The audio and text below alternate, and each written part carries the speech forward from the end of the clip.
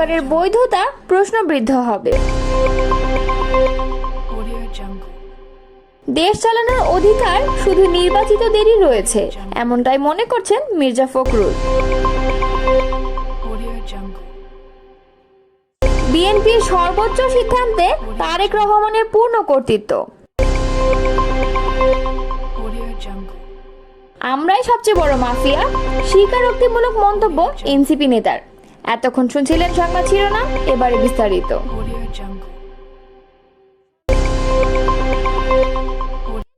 অনির্বাচিত ব্যক্তিদের কাছে দেশ ও জাতি নিরাপদ নয় বলে জানিয়েছেন বিএনপির যুগ্ম মহাসচিব খায়রুল কবির খোকন। তিনি বলেছেন, জনগণের ক্ষমতা জনগণের কাছে হস্তান্তর করতে হবে। অনির্বাচিত সরকার দীর্ঘদিন থাকলে বিভিন্ন সমস্যার সৃষ্টি হয়। রাজনৈতিক ও অর্থনৈতিক সংকটের পাশাপাশি অস্থিতিশীল পরিস্থিতির তৈরি হয়। নরসিংদী সদর উপজেলার চিনিশপুরে অবস্থিত জেলা বিএনপির কার্যালয়ে দলীয় নেতাকর্মীদের সঙ্গে ঈদ শুভেচ্ছা বিনিময় শেষে তিনি এসব কথা বলেন। খায়রুল কবির খোকন বলেন, ফ্যাসিস্ট ও তাদের দোসররা বাংলাদেশ থেকে 30 লাখ কোটি টাকা পাচার করেছেন। সেই টাকা দিয়ে তারা বাংলাদেশকে অস্থিতিশীল করার চেষ্টা করেছেন। তিনি বলেন, প্রধান উপদেষ্টা থেকে শুরু করে অন্যান্য উপদেষ্টাদের মধ্যে সমন্বয়ের অভাব দেখা যাচ্ছে। তাদের কথাবার্তায়ও অসঙ্গতি পরিলক্ষিত হচ্ছে। তাদের রাষ্ট্র পরিচালনার অভিজ্ঞতা নেই, তাই দেশে লেজে গোবরে অবস্থা সৃষ্টি হচ্ছে। ফলে দেশের আইন শৃঙ্খলা অবনতি হচ্ছে, বিদেশি বিনিয়োগ হচ্ছে না। নির্বাচন প্রসঙ্গ টেনে বিএনপির নেতা বলেন, একটি দলকে আগামী দিনে ভালো অবস্থানে নেওয়ার জন্য প্রধান উপদেষ্টা চিন্তা করলে এ সরকার নিরপেক্ষতা হারাবেন।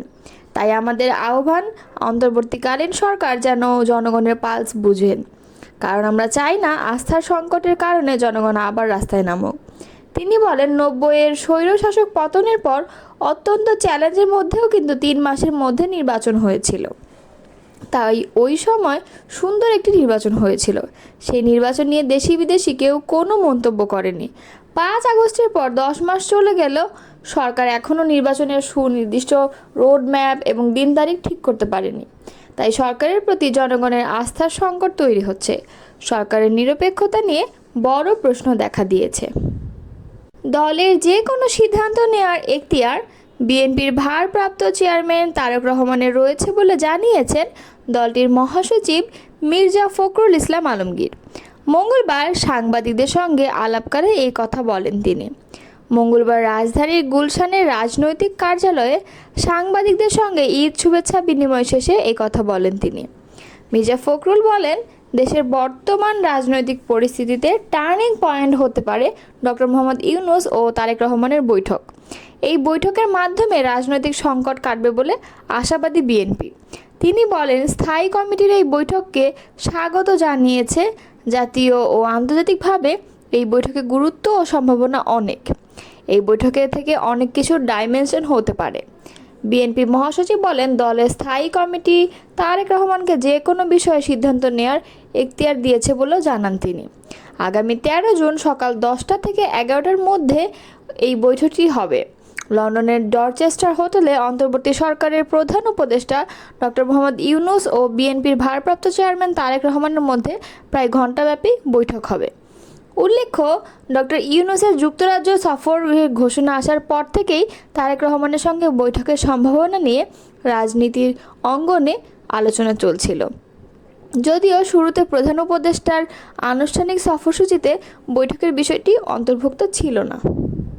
জাতীয় নাগরিক পার্টির কেন্দ্রীয় কার্যনির্বাহী সদস্য জোবাইরুল আলম মানিক বলেছেন, আমরা জুলাই অভ্যুত্থান সফল করেছি। 16-17 বছরের এক মাফিয়াকে হটাতে পেরেছি।